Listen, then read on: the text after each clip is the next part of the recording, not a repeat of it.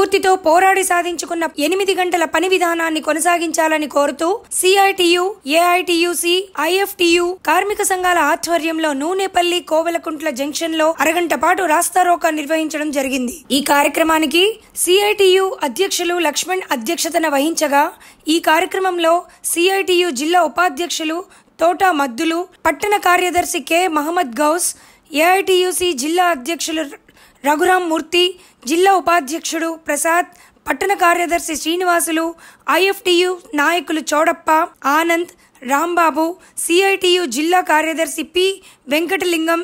CITU నాయకులు xylon, AITUC పట్టణ అధ్యక్షుడు భూమని శ్రీనివాసులు, వీరితో పాటు కార్మిక సంఘాల నాయకులు, కార్యకర్తలు 70 మందికి పైగా పాల్గొనడం జరిగింది.